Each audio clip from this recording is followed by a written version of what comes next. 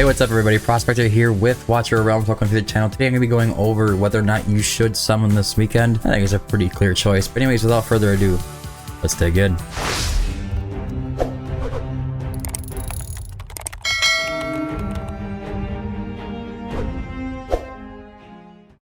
Before we get into the video, I'd like to talk to you a little bit about the official third-party payment platform for Watcher Realms called SmileOne. SmileOne always has a long-term 10% discount in the following regions on screen, but starting October 31st to November 10th, they'll be running a special event with a limited time cumulative top-up rebate for extra goodies. Although I do not encourage spending a ton of money on video games such as these, if you are going to spend, you might as well take advantage of these extra rewards. But even outside of this event, you should spend on SmileOne if you are going to, because it's a free 10% discount. I always like to use these events for an opportunity to grab some W Gold to pick up the Priv packs and the monthly summoning and energy packs while I can get them on a discount. But during this event, meeting different tier thresholds will yield you different rewards. I'm going to put those on screen right now. All you need to do is click the link down in the description, go to SmileOne. You want to enter your user ID, your server ID, choose the amount you wish to spend, select the payment option, enter your zip code, and then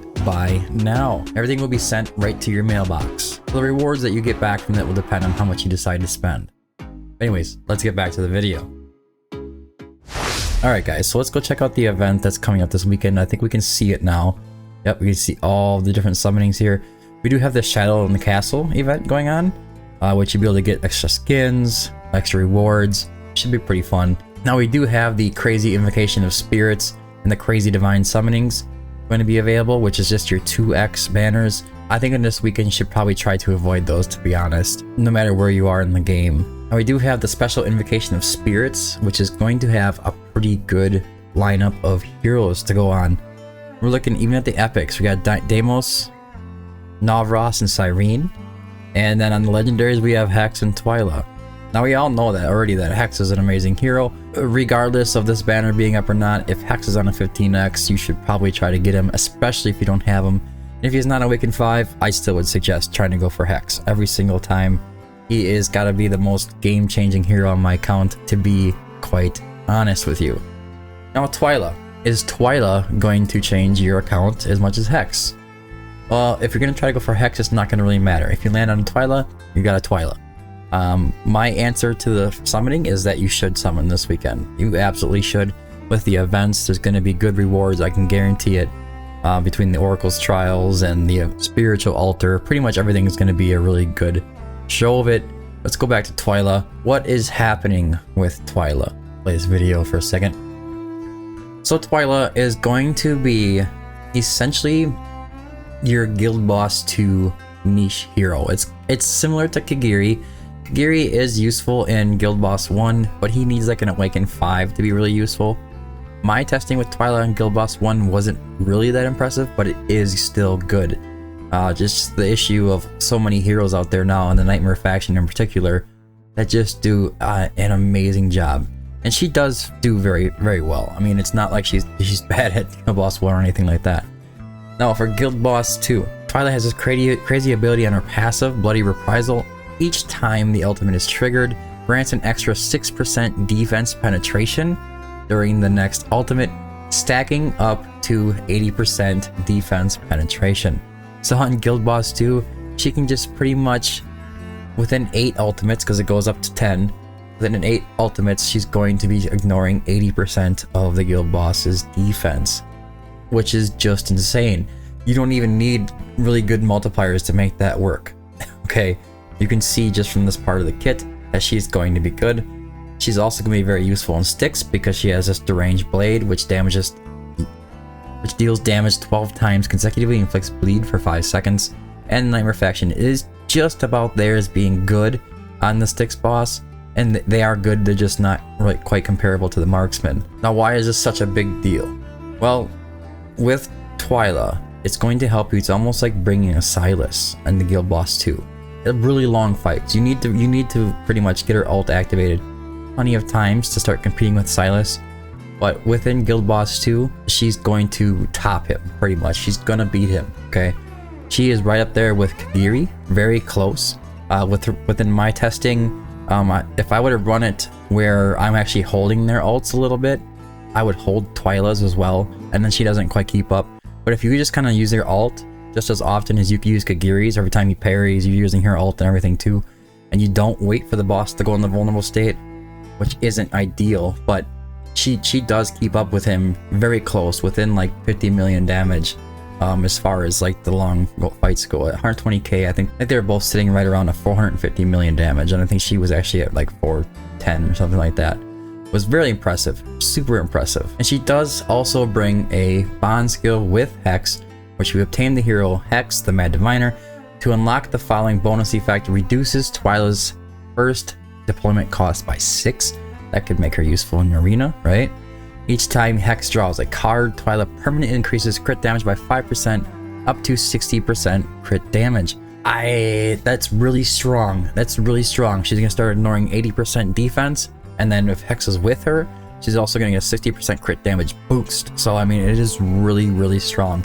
And I think this part of the kit is actually kind of designed to make her a little more useful or more viable in Guild Boss 1. She does do a good job there. So what is my answer? Yes, you should summon. If you do not get a legendary, you have a really good chance at getting yourself a really nice epic. Cyrene, Nalros, and Deimos are all extremely good heroes. Deimos is extremely rare. I was almost a year in, and I had to get on a 15x banner before I actually pulled Deimos. And he outperforms Salazar, he outperforms a lot of other heroes, and he's relatively tanky because he has the ability to increase his HP. So if you don't have a Deimos and you're struggling in Guild Boss, this is a good chance to get it. This is pretty much one of the craziest like normal banners I've ever seen. We got Twyla, Hex. If you pulled any of these heroes and you didn't have them, game changing. Every single one of them, the epics as well. Nalros is a little easier to get. I mean, it is what it is. But Cyrene is really good in arena. Deimos is a Guild Boss hero, Guild Boss 1 specifically. You can use them in your second team or whatever for Guild Boss 2, or your primary one if you don't have heroes like Lust and Arrogance. And then we have Hex. Hex is putting out some of the highest numbers I've ever seen on Guild Boss 1. He is insane. And then Twyla, she's super useful in Guild Boss 1 and Guild Boss 2. I can't give you a reason not to summon for your rare summoning crystals and diamonds anyways. Now going into the special ancient summoning. During the event, the designated hero will enjoy a 15x drop rate. It's just a 15x banner, and we're looking at Morrigan, and we are looking at Alistair. Now, I wouldn't really suggest going on this banner for Morrigan so much. If you need a lord for the cultist faction, she is pretty decent, but as far as a unit herself, she's not too crazy. There's worse though, there really is. But now Alistair, that's a different story. Alistair is a Guild Boss 2 hero as well. He's game changing. I mean, he gets used all over the place. You're looking at, you won't see him really in arena, but you will see him in like Gear Raid 121. He has some pretty good use cases all around the board. But he does bring the ability to put damage reduction on the target, and that stacks up to 15% when it's all maxed out. And then you use him on the Guild Boss 2, and essentially it's just 30% less damage coming in from the Guild Boss. I mean, that's what's all really said. He also has dot damage. He has Radiant Erosion. Radiant Erosion does a pretty decent amount of damage. Alistair does put out fair amount of damage. He is impressive as far as his damage goes. When you bring him into those long fights like Guild Boss 2, you would be surprised how well he does, especially if you have a Praetus or something along those lines to give him a Lord effect of some kind. But do I think you should summon? This one's tough. This one's tough. I know there's a lot of really good banners coming up. I've heard rumors of Praetus again. I've heard rumors of a new Nightmare Lord coming up. You may want to save. Honestly, you may want to save. The odds of pulling normal legendaries on the Ancients are really low, but your odds of actually pulling Alistair are going to be pretty darn low. And if you don't pull Alistair and you do happen to hit Lord Pity, it's going to probably be more sad than anything, because you're going to use Lord Pity on a Morrigan when you could be saving it for later on, trying to get yourself something like a Praetus, Valeron, Ingrid, or whatever, something else besides the new Nightmare Lord when that comes out. I would say that Alistair is game changing for people in Guild Boss 2. You're gonna need one team's gonna have to run Volca, one team's gonna have to run Alistair. If you're really overpowered gear, sometimes you can get away without using a Volca, but it's really tough without having that damage reduction on both of those guild bosses, no matter what stage you're on, at APOC 1 or APOC 2.